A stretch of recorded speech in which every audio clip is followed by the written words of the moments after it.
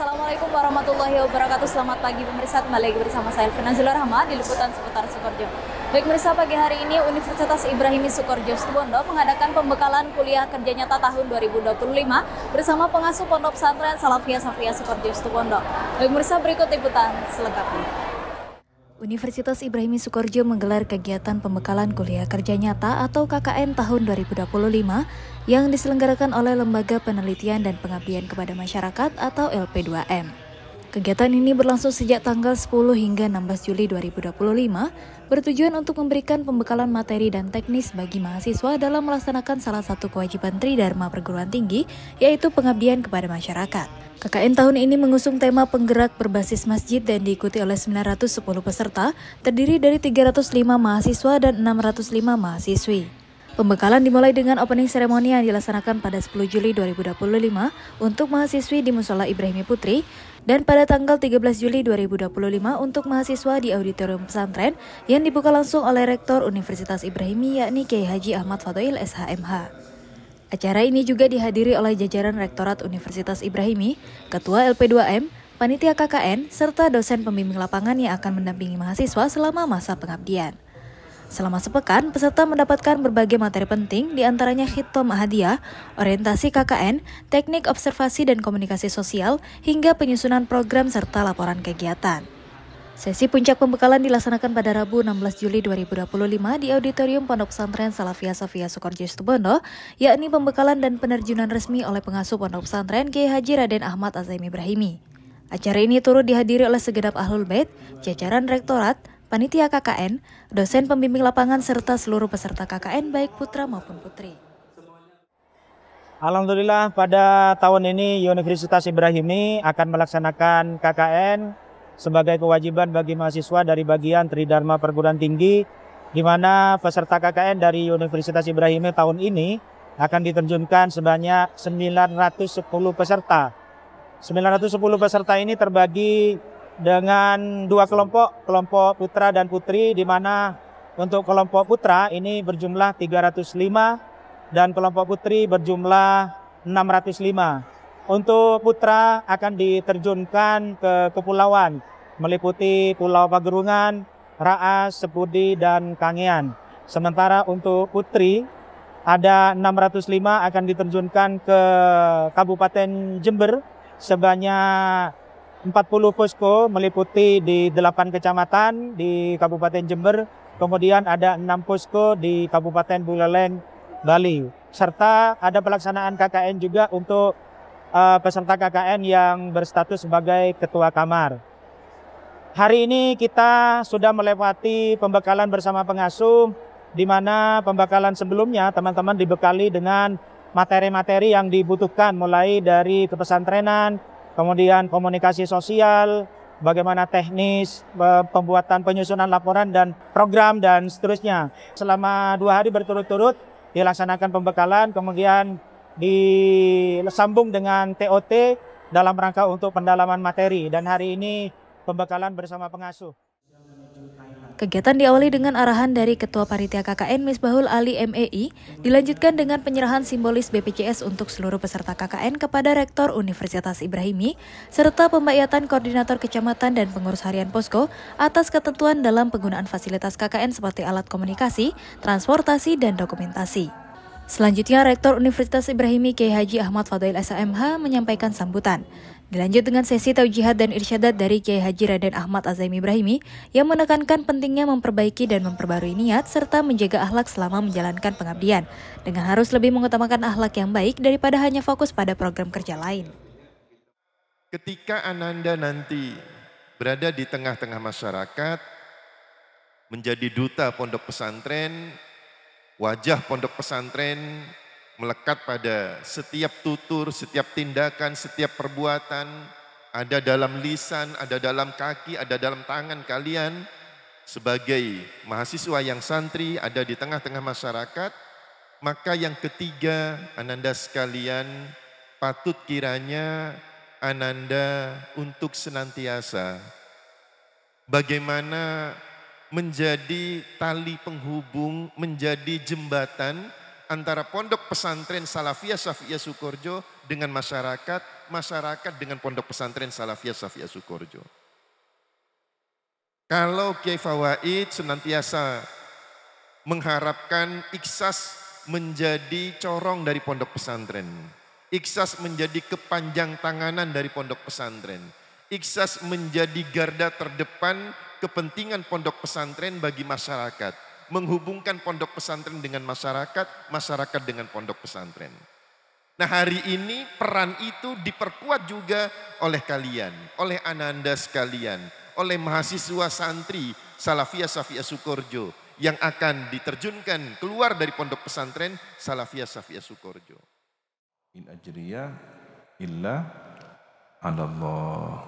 Tidaklah pahala yang aku harapkan, upah yang aku inginkan, illa 'ala Allah, kecuali aku serahkan pada Allah. Pahalanya terserah Allah.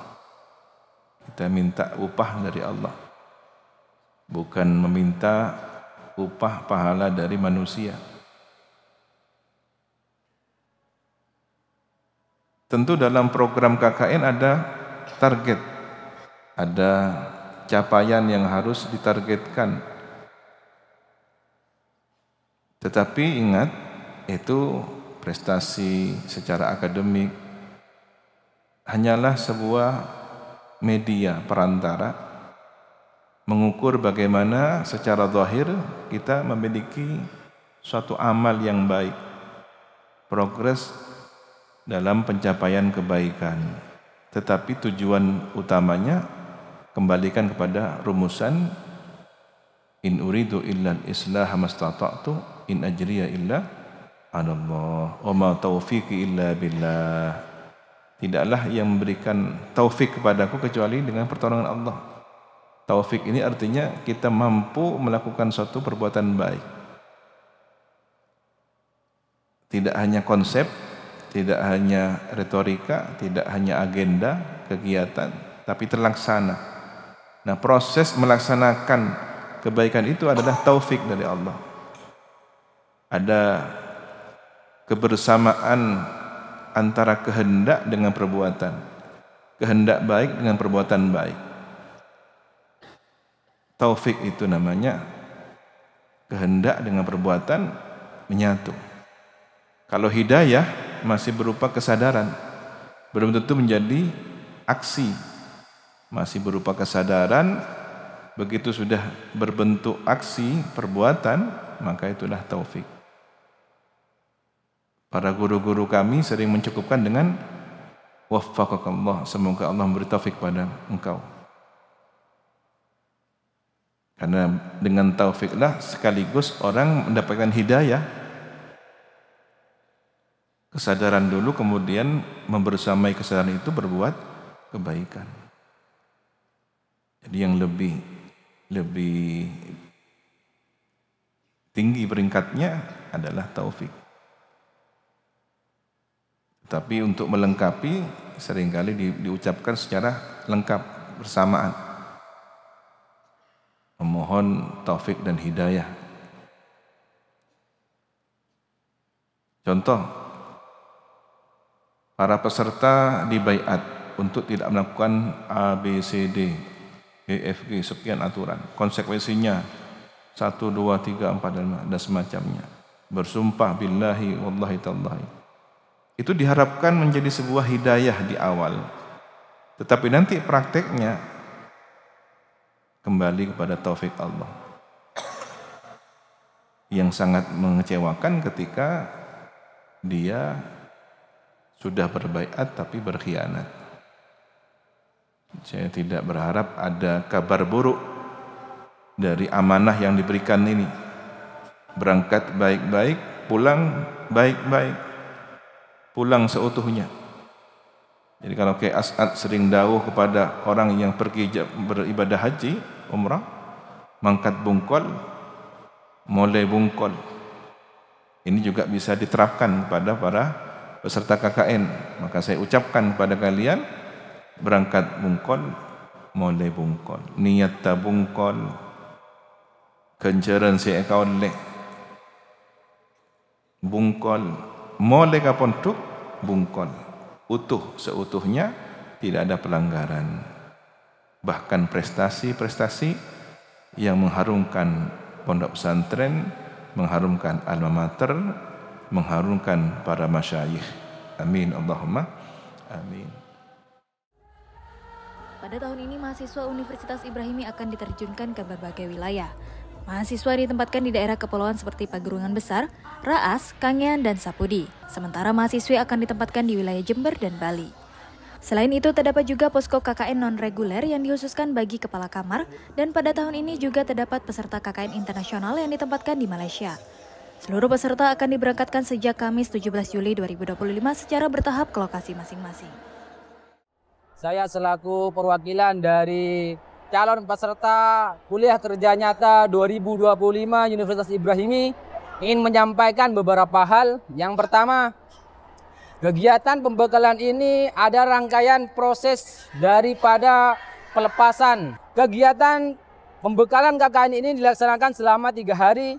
Hari pertama yaitu pembukaan sekaligus diisi oleh penyampaian materi perihal tentang kebutuhan apa saja yang dibutuhkan ketika nanti di lapangan atau ketika sudah melaksanakan kegiatan KKN 2025.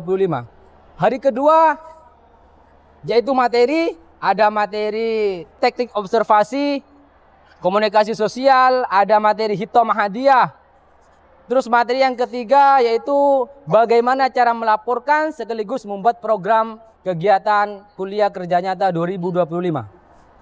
Dan hari ketiga pembekalan ini langsung dihadiri oleh pengasuh kita, Ki Haji Raden Ahmad Azaim Ibrahimi, sekaligus melepas pemberangkatan peserta kuliah kerja nyata 2025 Universitas Ibrahimi, di mana beliau menyampaikan pesan menekankan kepada peserta KKN 2025 untuk selalu memperbaiki niat, memperbaharui niat, dan selalu menjaga akhlakul karimah, sehingga nanti memberikan kesan yang terbaik dan mengharumkan alma mater Universitas Ibrahimi sekaligus mengharumkan Pondok Pesantren Salafiyah Syafiyah Sukorejo.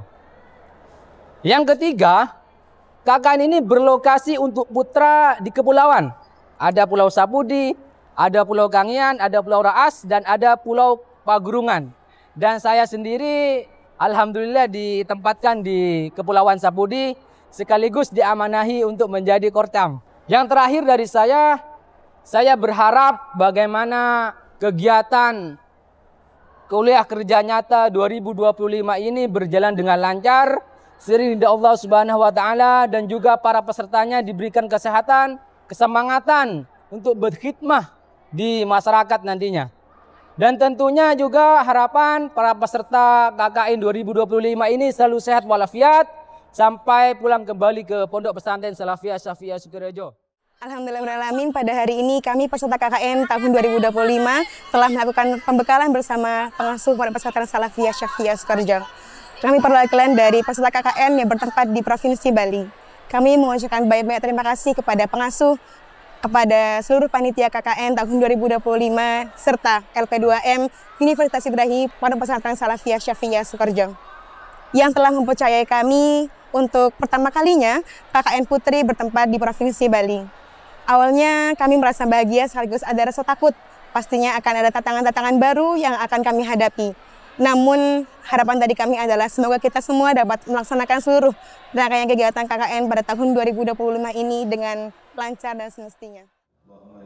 Acara diakhiri dengan momen harum musafahah mahasiswa dengan Kiai Haji Raden Ahmad Azaim Ibrahimi serta mahasiswi dengan Nyai Haja Juwairia Faid dan Nyai Haja Nursari Asadiyah sebagai bentuk pamit santri kepada pengasuh dan permohonan doa sebelum peserta diberangkatkan ke lokasi KKN masing-masing. Tiga TV melaporkan.